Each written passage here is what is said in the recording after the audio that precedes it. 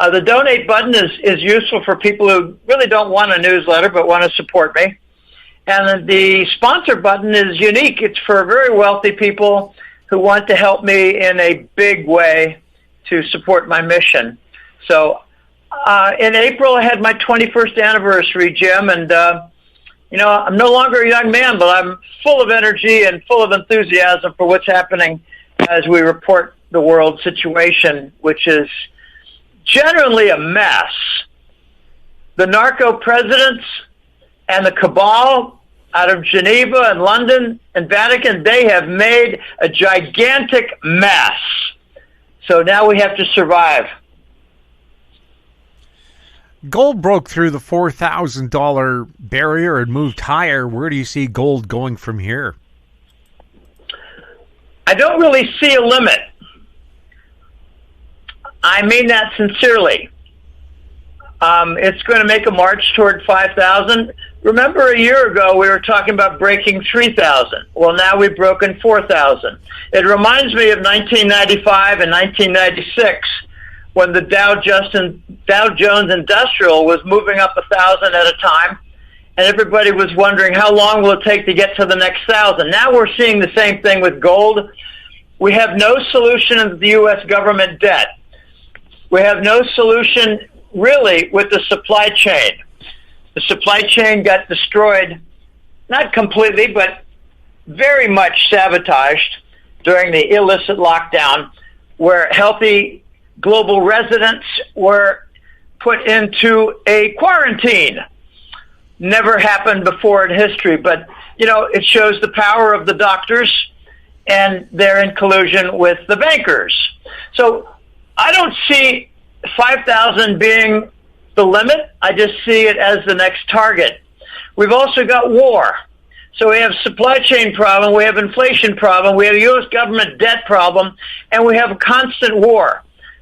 Trump has supported this by changing the name of the Pentagon Department to the Department of War, going back to what it was in the Civil War era, when war was a part of the economic activity.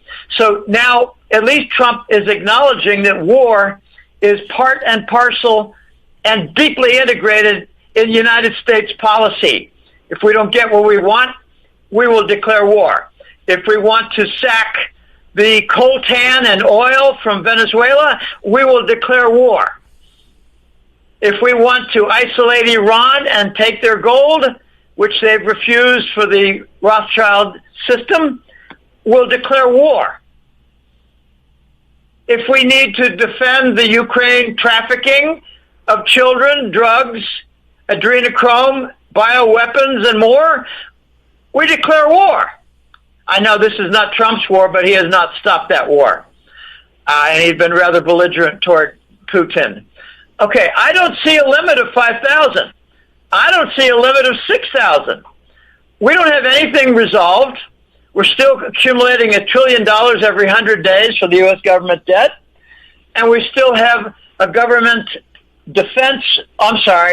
military war budget that is exceeded by the interest. So, interest is over $1 trillion a year. The Pentagon budget is, close to $900 billion a year. We don't have income tax and we don't have revenue to support this, so we're just out of control. This is a runaway train going downhill. So why would anybody think there's a limit to the gold price? Silver has broken out to new all-time highs. Do you have any short and long-term silver targets? 10, 20, 30, 50, 80, 130, 210. Those are my targets. I think Mr. Fibonacci would admire those targets. Okay, we've got a new phenomenon that was not here 2 or 3 or 4 years ago.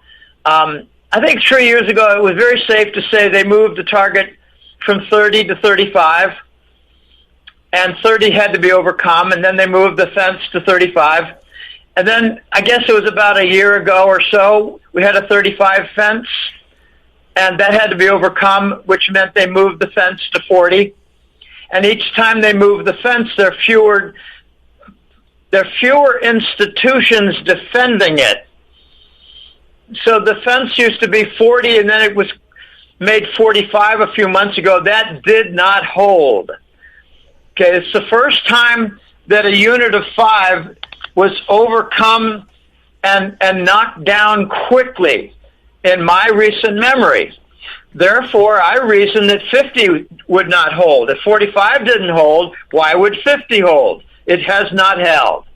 Okay, now that 50 is not held, we're at the same juncture that we are with gold. We don't have any solutions for supply chain, inflation, government debt, and war. But it's worse now because the Mexicans are creating a cartel. They're supplying silver to China and not to the United States. And I think all of Latin America is going to follow that parade, and they might create a Latin American silver cartel. At the same time, we got battery technology that's taking a tremendous drain on the silver market, and we have solar photovoltaic. So I've got this one particular point of reasoning that I repeat once in a while, and I don't mind repeating things if they're still at work, still functioning, and still powerful. Back in August and September of 2020, my inside word, it was Maxwell from Luxembourg, and he had to lie low because they're trying to murder him. Okay, this is war. And in war, people get shot. People get killed. Ask Virginia Giuffre. How's she doing? Oh, I'm sorry, she got killed. Okay, Maxwell from Luxembourg told me that in August and September of 2020 that Basel supplied 200 million ounces of silver to J.P. Morgan Switzerland subsidiary. And they did not want 30 to be broken. And it was not broken. And it stayed in defense for about a year or even a little bit more into 2022. Now, we've broken 30, broken 35, broken 40, broken 45, broken 50. And the world has changed. And my reasoning is rather simple, but it's a powerful point. I don't think Basel is going to be tossing 200 million ounces of silver metal into the market to defend 50 or 55 because the main buyers are India and China. So, will Basel, the Bank for International Settlement, that's the full name, will they be throwing away 200 million ounces of silver, supplying it to the East and the BRICS nations, knowing full well that they can't stop it this time because there are fewer defenders? No, they're not going to.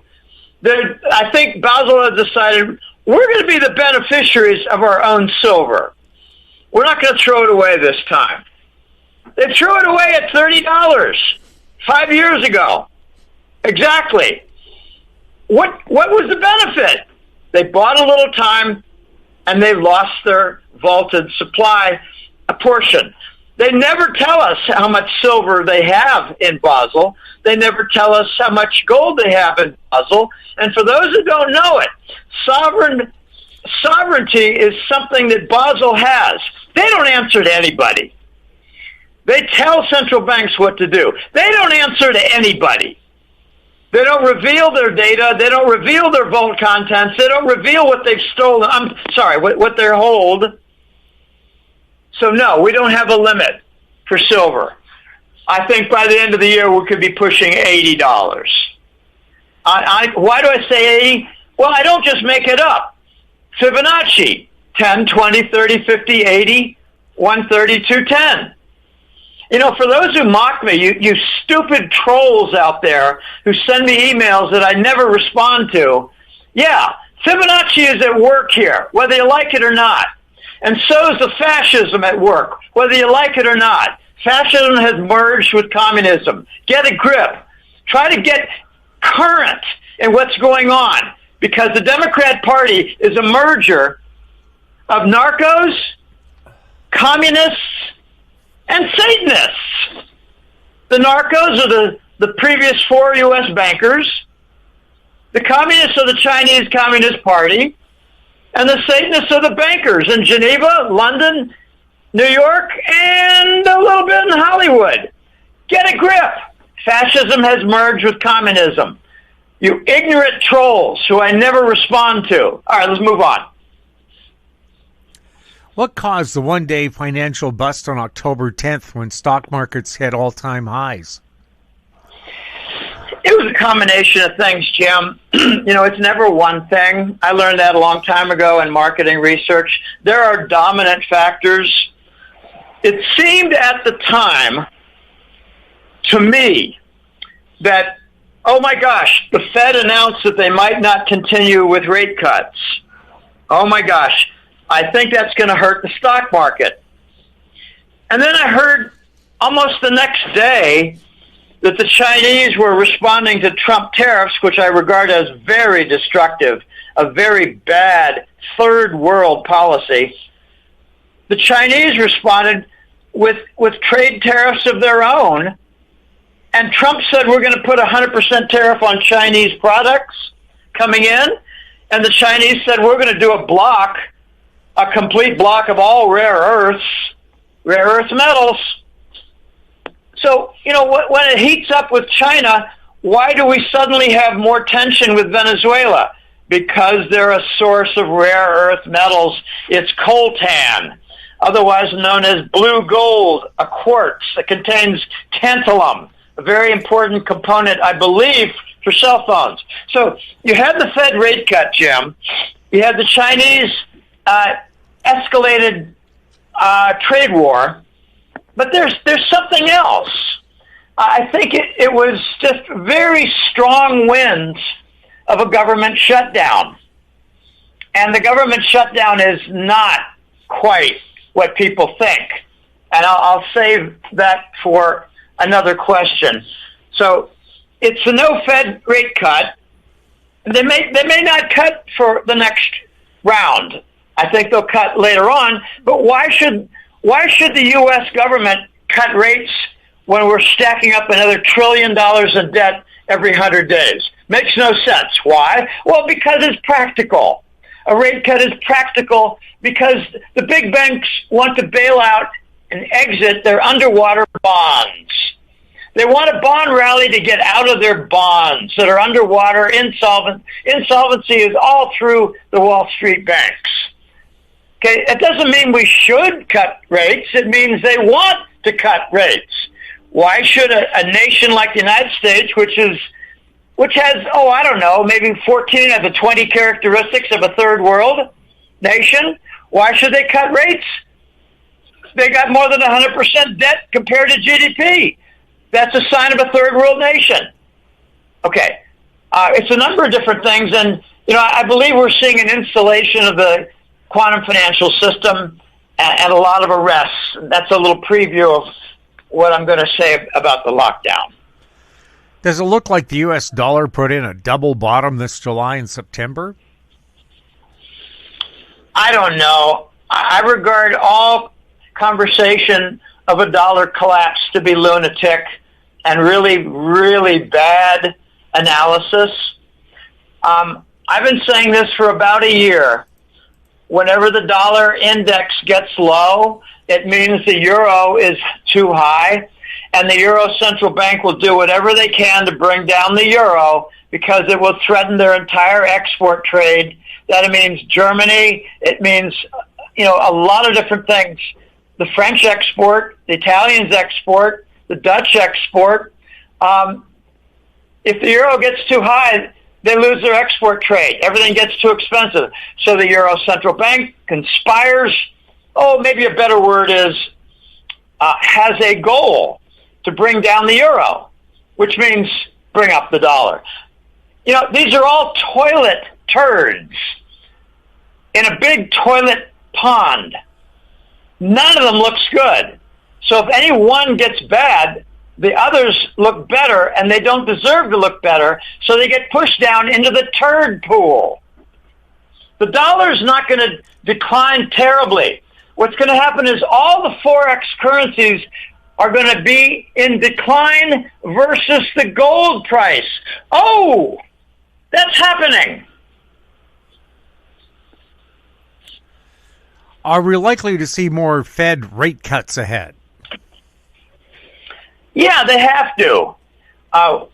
We were in an inflationary depression following the illicit lockdown. We had 13, 14, 15% inflation in the United States in 2021 and 2. They lied about it and said it was 7. Just add 6 or 7 always, because they're liars. They're professional liars. They're promoters of treasury bonds, so they have to lie. They want to sell their bonds. Okay, therefore, we're going to see more rate cuts because we have to stimulate the economy and we have to stimulate the financial markets. I'm of the opinion for the last several years that rate cuts are not designed to stimulate the economy. They're designed to stimulate the financial markets. They bring about a bond rally. They bring about a stock rally.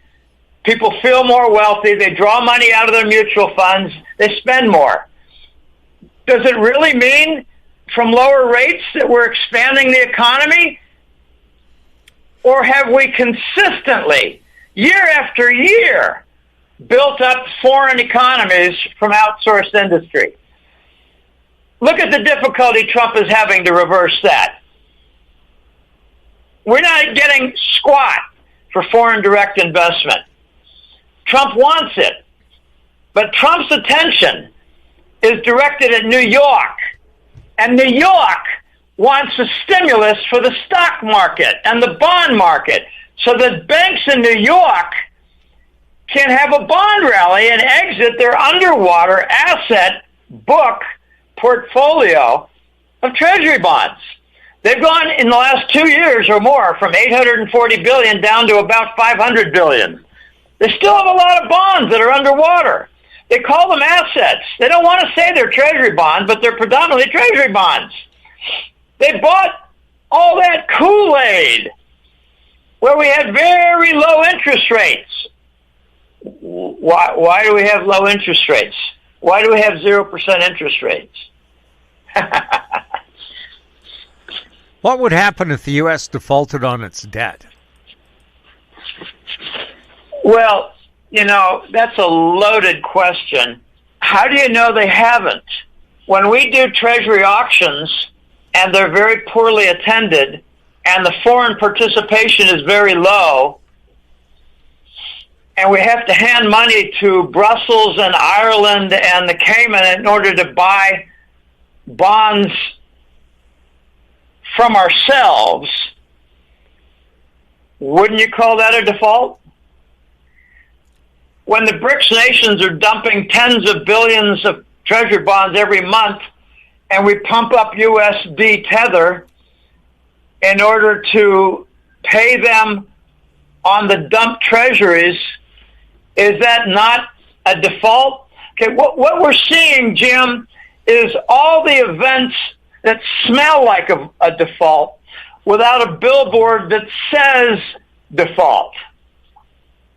When we buy most of our debt and we use the Exchange Stabilization Fund to do that in large part, are we not in default? I put that back to the questioner. Please define default. In the crypto world, are you still liking XRP? I like it more every single week.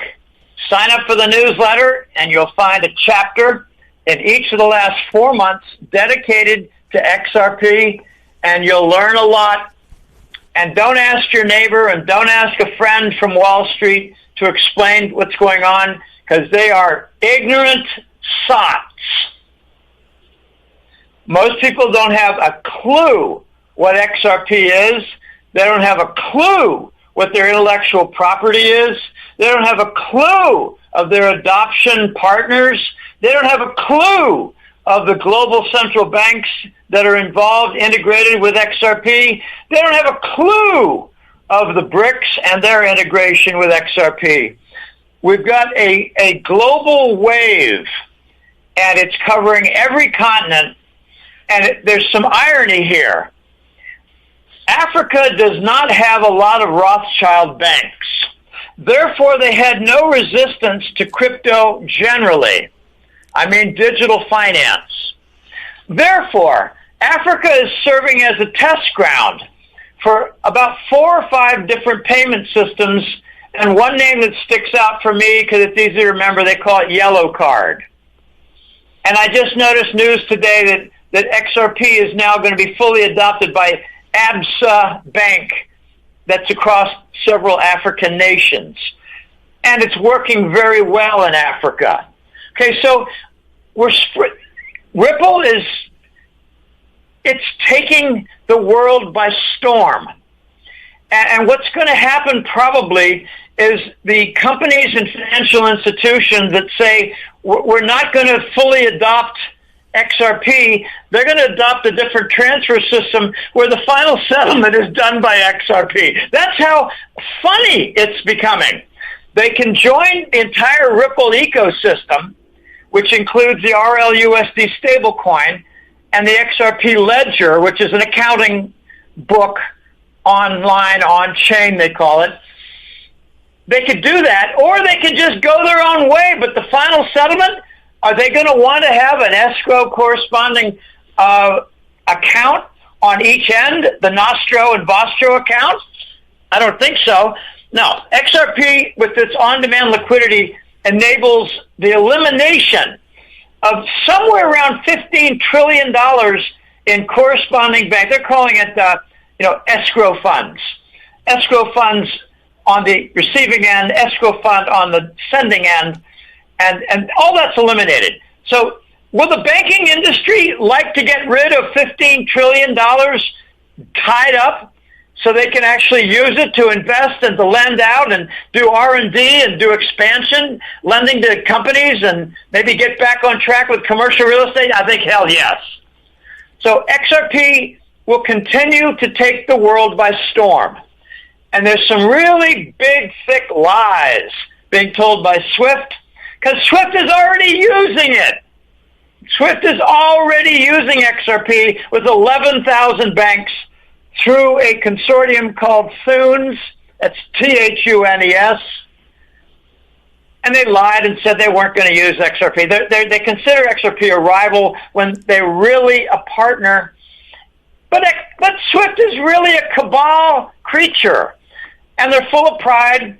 And they've got their own desires to continue in a dominant way, but they better be careful. They're going to be swept aside. We'll have more with Jim Willie right after this. Don't miss out. Stay informed. Receive the HowStreet.com weekly recap with thought-provoking podcasts, radio, and articles delivered to your inbox. Sign up for the HowStreet.com weekly recap on our homepage at HowStreet.com. You're listening to goldradio.fm. Available online at HowStreet.com, TalkDigitalNetwork.com. Welcome back. We're speaking with Jim Willie. Jim, do you think the Gaza peace deal will stick? I don't really know. I don't call it a peace deal. I call it a hotel deal that has a feature where Israel will release the hostages of Israeli soldiers that Israel is holding and blaming it on Hamas. If it results in an end to the genocide, I'm all for it. But what I believe might happen is they're going to develop the whole region, and the residents of Gaza will be hotel employees to do maid service, door service, parking service, food service, laundry service. So that would be better than what we have now. I find it ludicrous that Trump is being mentioned for a Nobel Peace Prize when he looked the other way for, 18 months, where 200,000 people were murdered. Well, then again, Obama won a Peace Prize for nothing at all. And by the way, that came with a $1.5 billion Vatican account for the fudge packer from Kenya. I don't know, Jim. I hope it sticks. Egypt has put its military in there, and that's a really good sign. I don't think the Israelis are going to want to wage war with Egypt and Syria at the same time. Are there positives and negatives to the use of trade tariffs? The benefits are deceptive. Okay, I'll explain this as best I can. I've been against the trade tariffs. I thought it was a horrible idea out of the gate about 6 or 8 months ago. The apparent benefit is that we've got money coming into the U.S. Treasury, and it comes into the investment side. Let's just say, I don't want to get really complicated. The term is current account deficit, which is the trade deficit plus the investment deficit. But if we get tariffs coming in, that's income on the investment